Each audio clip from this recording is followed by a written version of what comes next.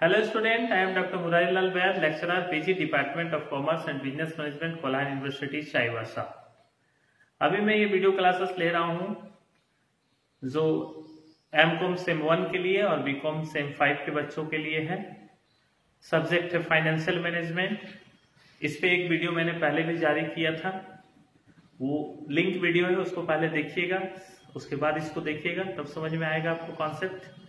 तो अब ध्यान दीजिए कि हम लोग टॉपिक था हमारा जो चैप्टर था वो है कॉस्ट ऑफ कैपिटल, पूंजी की लागत। और अभी इसका दोनों का फॉर्मूला मैंने पिछले क्लास में बताया था कि एक ऑनर्स कैपिटल होती है, एक डेब्ट कैपिटल होती है।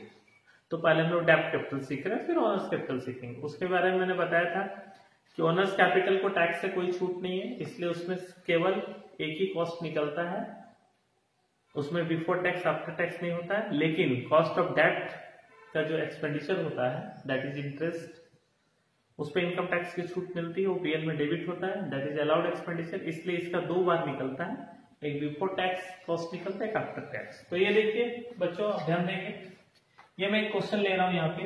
ए कंपनी हैज 9% परपेचुअल डेब्ट। इसका मतलब हो गया कि ये अशोधनीय है, मतलब रिडम्पशन के बारे में चर्चा नहीं है। जब रिडम्पशन के बारे में चर्चा नहीं है तो मैंने लास्ट वीडियो में बताया था कि अगर रिडम्पशन के बारे में चर्चा नहीं रहेगी डेब्ट कैपिटल में, तो हम लोग वहां नॉर्मल फॉर्मूला से चलेंगे। ठीक है, वो दोनों फॉर्मूला मैंने लास्ट वीडियो में बताया था। तो डेब्ट ऑफ रुपीज 4 लाख इसका फेस वैल्यू हो गया and the tax rate is 40%। Okay, इसका कॉस्ट है 9%। I determine the cost of capital before tax as well as after tax। देखिए यहाँ बिफोर टैक्स आफ्टर टैक्स आपको पूछ लिया है क्योंकि ये डेब्ट कैपिटल है, इसका खर्च में टैक्स बेनिफिट मिलता है, ये मैं बार बार बता रहा हूँ, उसको गौर से याद रखिए। Assuming the debt is issued at par discount premium, तो ये 2 निकालना हम लोग को। फॉर्मूला देखिए, कॉस्ट ऑफ डेब्ट बिफोर टैक्स निकालने के लिए हम लोग कॉस्ट का ये सिंबल है के, कॉस्ट ऑफ डेब्ट बिफोर, बी है बिफोर टैक्स का ये हो गया, और आफ्टर टैक्स के लिए ए यूज करते हैं, तो उसमें जो ये निकलेगा उसमें 1 माइनस टैक्स रेट करेंगे जो 40% है। तो अब इसको हम लोग सॉल्व करते हैं। तो सबसे पहले एट पार वाले सिचुएशन में हम लोग चलते हैं। ये हम लोग को डेब्ट का कॉस्ट निकालना है। व्हेन नंबर 1, व्हेन डेब्ट इशू एट पार, जब ये एट पार इशू है, तो एट पार इशू है, इसका मतलब ध्यान देंगे कि एट पार इशू में हम लोग को केवल उसका जो फेस वैल्यू है वही प्राप्त होगा एट पार में। तो एट पार में हम लोग को फेस वैल्यू जो उतना लेना होगा 9% लेना होगा। तो सबसे पहले इसके लिए हम लोग जो ये फॉर्मूला है इसके लिए हम लोग निकाल लेते हैं material I is equal to interest, that is कितना परसेंट है, देखिए क्वेश्चन में 9% ऑफ फेस वैल्यू 4 लाख। तो ये हमारा इंटरेस्ट आ गया 36,000। 4 लाख इंटू 9 डिवाइडेड 100, तो 36,000 रुपया इंटरेस्ट आएगा। नेट प्रोसीड जो हम लोग को पैसा मिला है, जो हम इशू किए हैं उससे जो हमको पैसा मिला है उसको नेट प्रोसीड बोलते हैं। यहाँ 8 पार है और अभी ये चूंकि पहला क्वेश्चन इसलिए हमने कोई खर्चा भी नहीं दिया, तो नेट प्रोसीड हमारा 4 लाख होगा। Net proceed rupees 4 lakh. ठीक है, अब ये हम लोग का यहाँ पर इसका मटेरियल रेडी हो गया। अब हम इसको निकाल सकते हैं, कॉस्ट ऑफ डेब्ट before interest I by NP net proceed into 100। इसको सॉल्व करते हैं हम लोग। आई इंटरेस्ट अमाउंट है 36,000 डिवाइडेड बाय 4 लाख इंटू 100। अब इसको हम लोग सॉल्व करेंगे, सॉल्व करके इसको निकालेंगे हम लोग। कितना आ रहा है उसको ध्यान देंगे, 36,000 इंटू 100 डिवाइडेड 4 लाख। ये हम लोग का आ गया टोटल, जितना दिया गया था उतना ही आएगा। फिर भी एक बार इसको सॉल्व कर लीजिए। 1 2 3 4 5, 1 2 3 4 5, 9% इसलिए आया क्योंकि कोई खर्चा नहीं, नेट प्रॉफिट वही है, सेम है। अब इसको हम लोग, ये निकला मेरा बिफोर टैक्स, अब इसको हम लोग क्या करेंगे, आफ्टर टैक्स निकालेंगे। आफ्टर टैक्स निकालने के लिए ये फॉर्मूला, कॉस्ट ऑफ डेब्ट आफ्टर टैक्स बराबर कॉस्ट ऑफ डेब्ट before tax into, that is also into 1 minus tax rate. तो यहां ध्यान देंगे, इसको सॉल्व मैं कर रहा हूं, तो ये आया 9% इंटू 1 माइनस टैक्स रेट कितना 0.40, 40% दैट इज 0.4, तो 9 इंटू 0.6, 9 इंटू 0.6 इसमें हम लोग का बच पा रहा है, ध्यान देंगे, इससे हम लोग निकल जाएगा इसका कॉस्ट ऑफ कैपिटल कितना आ रहा है, तो 0.6, 9 इंटू 0.6 दैट इज 5.4%, क्योंकि 40% है। यही अगर 50% टैक्स होता, यही अगर 50% टैक्स होता तो इसका आधा हो जाता, तो 4.5 आता, लेकिन चूंकि क्वेश्चन में 40% हम लोग टैक्स रेट लिए। नेक्स्ट देखेंगे, ध्यान देंगे इधर गौर से कि अब हम लोग इसका सेकंड पार्ट बनाना चाह रहे हैं। इसके सेकंड पार्ट में इश्यूड डिस्काउंट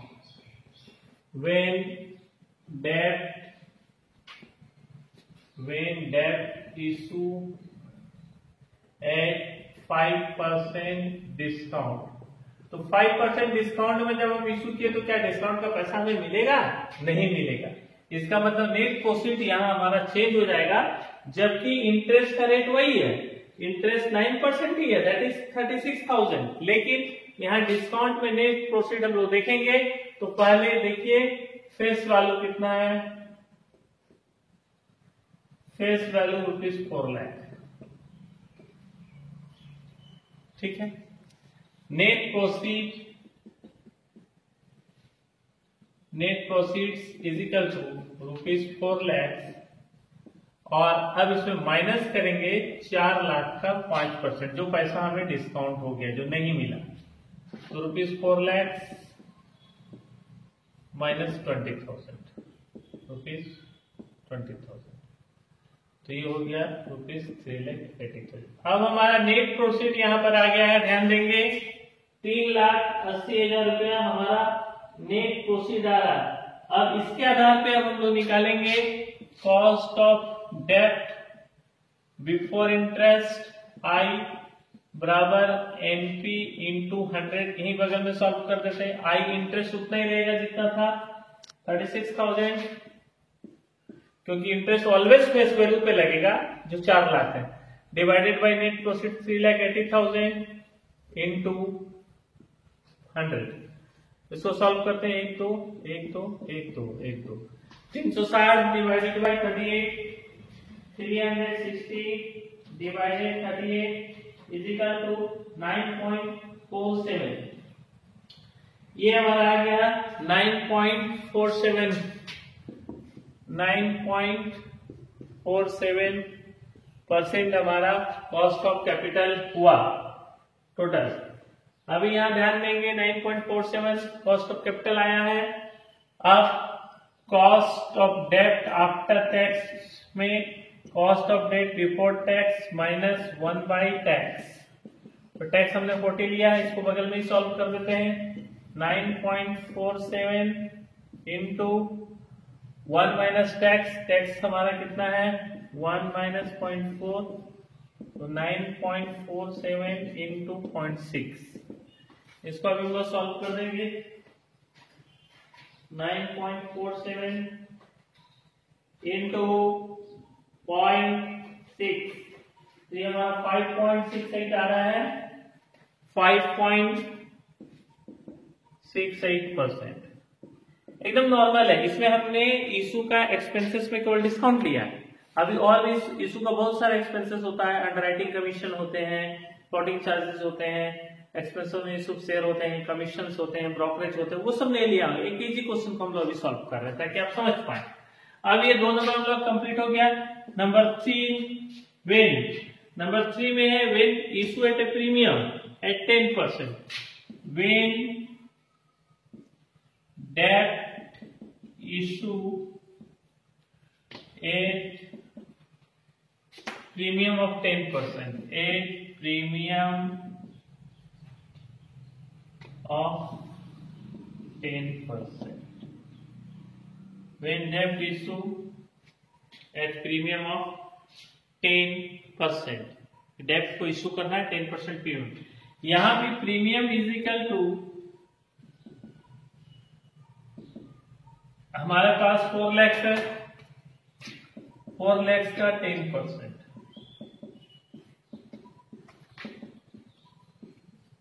दैट इज 40,000। अब इसमें हम लोग net proceed is equal to face value plus premium amount,